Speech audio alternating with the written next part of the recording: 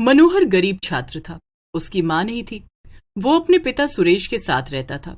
Suresh boot polish का काम करता था, जिससे दोनों बाप बेटे का गुजारा किसी तरह से होता था। गरीब होने के कारण स्कूल में भी सभी मनोहर का बहुत मजाक बनाते थे, लेकिन किसी को भी मनोहर की सच्चाई का पता नहीं था। सुबह हो गई, लेकिन मनोहर अब भी सो रहा था।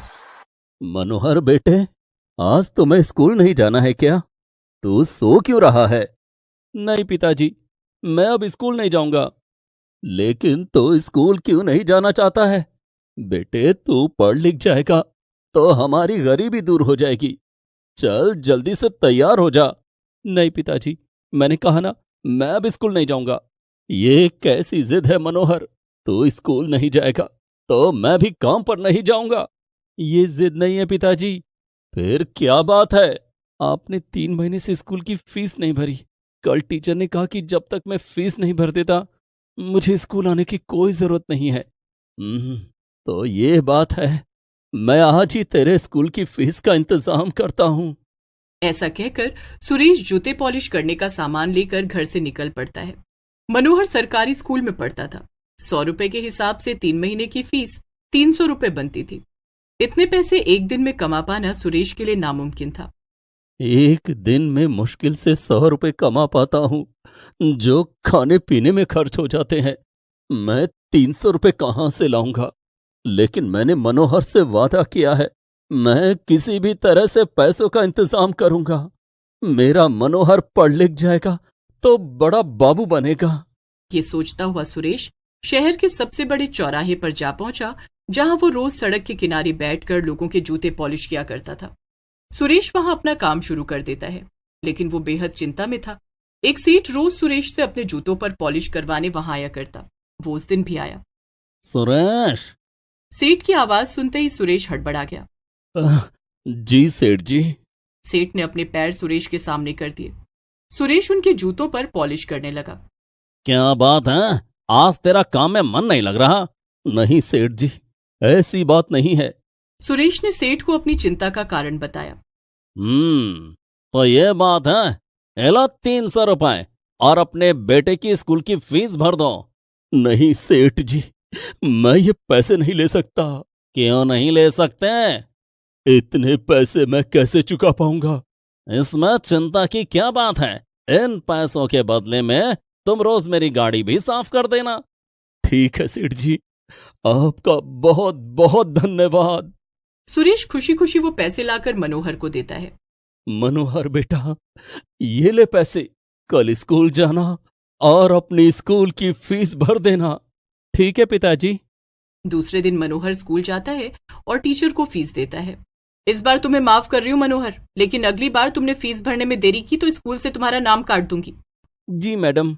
मनोहर चुपचाप अपनी सीट पर बैठ जाता है, लेकिन क्लास के दूसरे बच्चे उसका मजाक उड़ाने लगते हैं।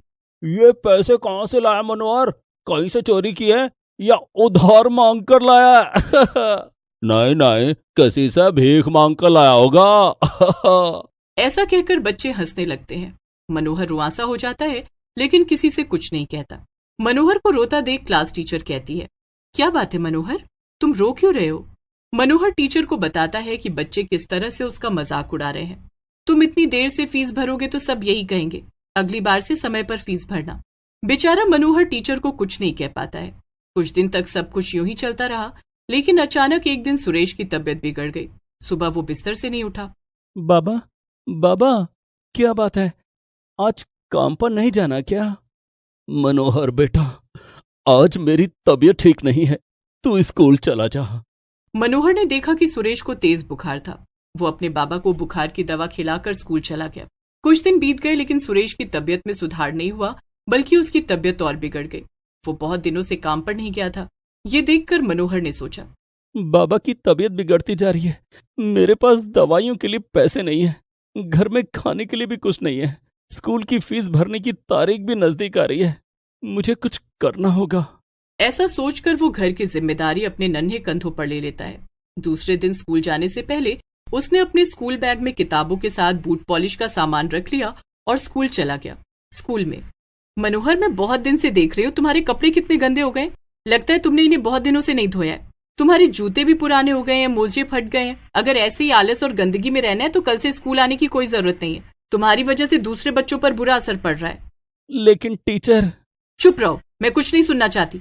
टीचर की डांट सुनकर मनोहर चुप हो जाता है। क्लास खत्म होने के बाद जब टीचर क्लास से बाहर चली जाती हैं, तब क्लास के दूसरे बच्चे मनोहर का मजाक उड़ाने लगते हैं। देखो देखो, इसकी तो स्कूल बैग भी फटी हुई है। बच्चों ने मनोहर का स्कूल बैग छीन लिया और खोलकर देखने लगे। उसमें उन्हें बूट पॉलिश का सामान मिल जाता है। यह तो बूट पॉलिश का सामान है। चल, हमारा जूता चमका। नहीं नहीं, मैं जूता चमकाने के लिए स्कूल नहीं आता।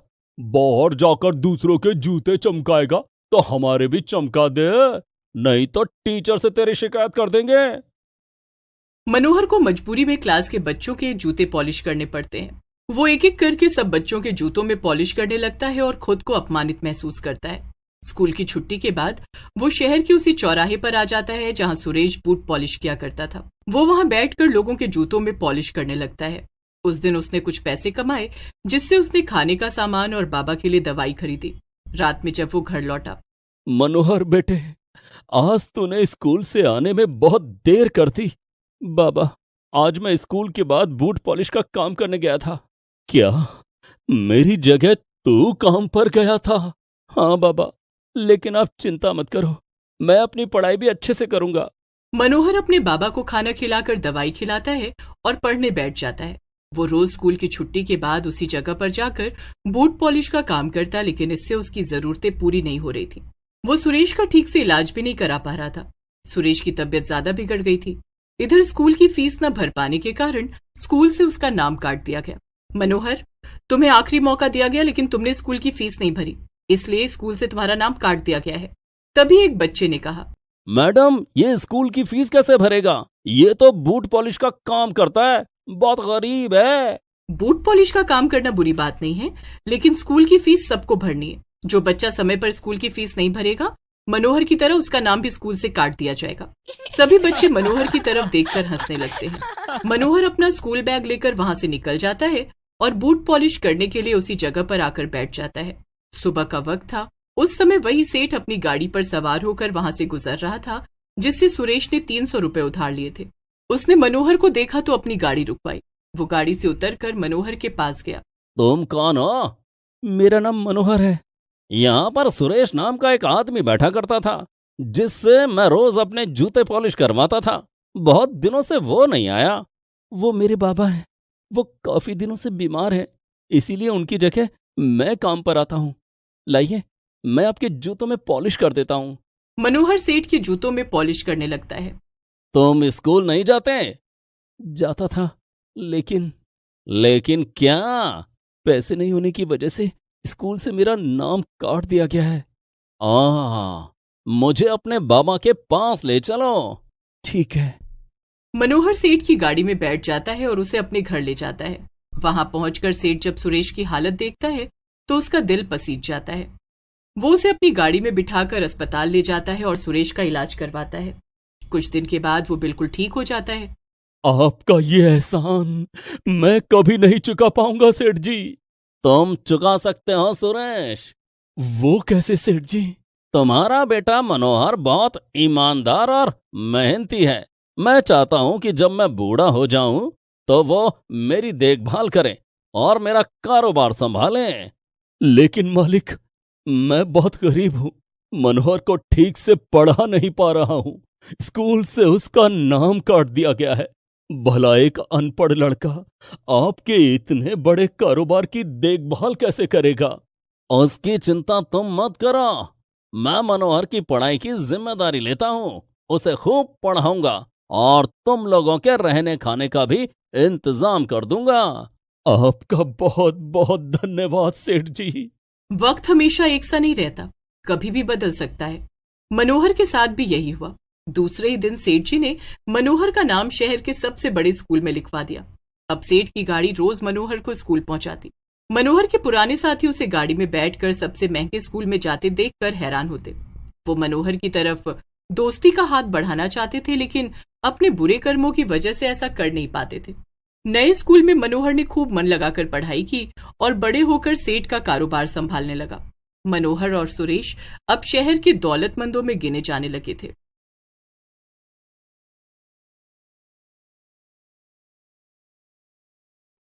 फागुनी एक गरीब स्कूल स्टूडेंट थी। वो देखने में तो सुंदर थी, लेकिन उसके सिर पर बाल नहीं थे, जिस कारण स्कूल में सब उसका मजाक उड़ाते थे। लेकिन एक दिन कुछ ऐसा हुआ कि फागुनी के सिर पर बेहद लंबे और सुंदर बाल आ गए। ये सब कैसे हुआ, जानने के लिए देखते हैं। गरीब